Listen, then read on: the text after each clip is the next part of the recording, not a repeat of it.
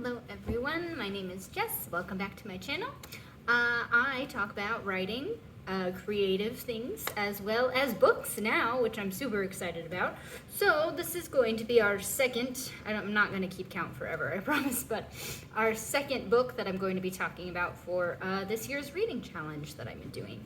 I don't really want to go all the way back into detail of explaining the book challenge, exactly what it is. So I'm gonna just leave a link down below. And yeah, we're just gonna talk about books today. It's gonna be great.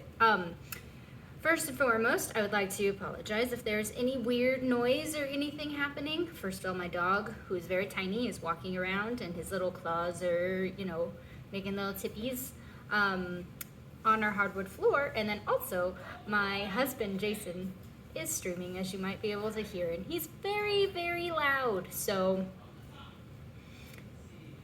sorry. I should have filmed this earlier, but I didn't. So this is where we're at today. So today, let's talk about the book. I bought this book on Kindle. I had it at the library, but through long, somebody wanted it on hold, so it was due, so I had to turn it in, so I bought it because I wanted to keep reading it and I didn't want to wait for the book to come back to me. So it actually, I was very glad to have bought it because I've made a lot of book buying mistakes recently where I bought a book thinking it was going to be great and it wasn't, and I was very disappointed. But this one was phenomenal. So I'm going to hold up my Kindle to my phone and it's going to have to readjust, so bear with me. But this is the book. I might be backwards for y'all. I'm so sorry. The cover is absolutely gorgeous. And the book was just great too. So it is called Lobizona. It is by Romina Garber. And let's just go ahead and talk about it. I'm not going to do a star rating. I'm not really totally into star ratings. I don't know, we may get into that. I don't know if anybody else really cares as to why I'm not into star ratings, so it's fine. So basically it's just gonna be if I enjoyed it and if I would recommend it to somebody else, then it's, I'm gonna talk about it on the channel. If I didn't enjoy a book, I'm gonna have to really, really, really not enjoy it to talk about it. I don't know, but we'll get there when we get there, I guess. So far this year, all the books that I've read, I've thoroughly enjoyed, so we'll see what happens. But Lobizona is, let me think of how to explain it to where I'm not spoiling anything, because sometimes I feel like commercials, or when you read the back of a book, you're like, that was the whole story. Now I don't need to read the book. Thanks so much. But no, I'm gonna try very hard not to do that. So this book is about an immigrant from Argentina named Manu. I think I'm saying her name right. And she has kind of been living with a family friend for her whole life, as far as she can remember. She doesn't go to public school because they're undocumented, and so she kind of lives her life in a lot of fear. And the thing that I loved about this book is that fear never really went away. But it wasn't so unpleasant that you couldn't sit through it. I think it's important, especially, the things that have been going on in the United States when it comes to immigration that I'm not going to get into. I think it's important to have books like this by authors who have experienced things like this and who, either their families or they themselves, have a voice and have opinions about it, as they should. So I thought that part of the book was so well executed. It could have been really in your face, and that was the point of the book, and that would have been fine. But the way that the author did it to where it was a huge interlocking part of the plot was great, because there was more to the book than just the immigration aspect of it, even though the immigration aspect was throughout the entire thing. It was really good. So apparently the author wrote this book because of a weird Argentinian law that she read, which was the seventh child of any family needs to be killed. I don't know. I haven't read the law. I probably should have before pushing film or start. Oh well. Well, there you have it. There's a law that's weird that she based this book off of, which I think is pretty cool.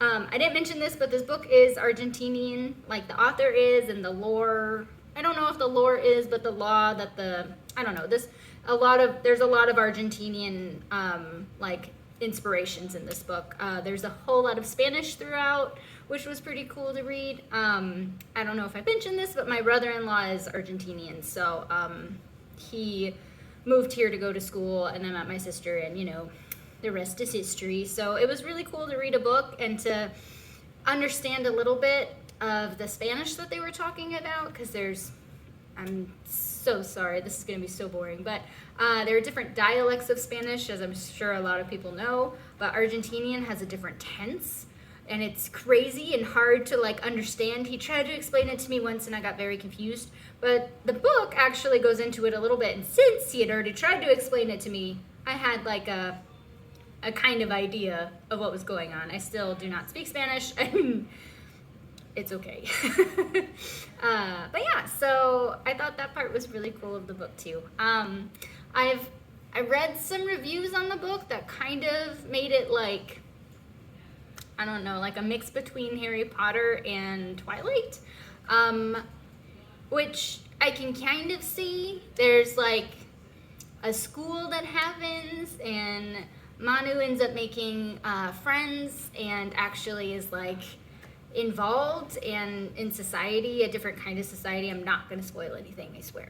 And that fear of discovery and that fear of, being thrown out and realize that you're breaking the rules, like that tense, what am I trying to say? the tenseness of the book doesn't really go away. And that's what I'm trying to say. Yeah, that tension, the tension just rises continuously. It doesn't matter exactly where she is in the book. It's just always there and like bubbling under the surface. So it was great. I just really enjoy the characters. Even though it's a YA, I don't always read a lot of YA because teenagers are angsty, and it used to bother me because I think I was angsty as a teenager, and I read a whole lot of really bad books, which is fine. You gotta read the bad stuff to learn what you like. Anyway, this was a great book though. The author is incredible. The story she wove. This is a funny story that has to do with the book, I promise. But I was reading, I have a 15-minute break every day at my job. And so I usually will take a book and we'll sit up in the workroom or whatever and, read. And I was actually late to my coming back off my break because I was in a section of the book that got really, really intense. So I forgot where I was. I forgot I was on a time limit. I was just reading. I was like, oh my gosh, like what is going to happen? So, yeah, I didn't see any of the twists coming, which sometimes is hard for me because I have done a lot of reading and a lot of consuming of other media. I can usually guess things, which is really sad. It kind of takes away the fun for me, but this I had no idea what was happening the whole time. I was just reading like in awe of how wonderful this whole book was. So it's well written. I think that it gave a really good perspective on what it is like to be an immigrant in this country and what it's like to, for someone like me who isn't. It was really good to be able to get an insight into that and to, maybe feel for people a little bit more than I already did. And I think that was the point of the book. And so, I don't know, I just thought the whole thing was lovely. The second book is coming out this year, apparently, which I did not know. So that will probably have to be talked about as well because I just enjoyed this one so much. So anyway, I think that's about all that I've got. This may be more organized in the future when I talk about books. I may get into I don't know, really what makes a good story for me is a really good plot and good characters. And this book had all those things, I think that with books like, I don't know, like Twilight, where, I don't know, I don't think this is a fair comparison for this book to compare it to Twilight, because there is a romance arc, but everything is consensual. Everything is not abusive. So I don't think that's necessarily a fair comparison. But anyway, I thought the book was great. I'm not gonna get into my opinions about Twilight any more than I already have. That ship has sailed. So anyway, really enjoyed this book. This was really rambly. I'm hoping in the future I can be a little bit more organized with these book. I feel like I did not do this book justice talking about it, because it was such a good read. It was exciting where it needed to be. It, had the romance arc, but it wasn't the main focus. And it was really just, about a character who was struggling and dealing with secrets and what happens when those secrets come out, and how do you deal with that? And kind of that living in fear was really, really prevalent throughout this book. So anyway, I thought it was lovely and wonderful, and I would highly recommend it to anybody else who is interested. Yeah, I guess if you made it to the end of this video, thank you so much for watching. I will be back next week.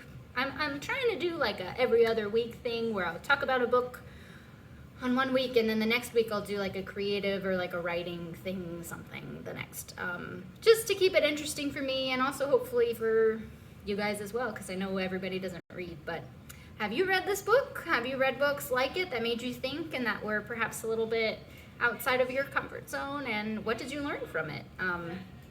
Yeah, I guess let me know in the comments below if you're interested, and yeah, thank you so much for watching. We'll see you next week. Bye.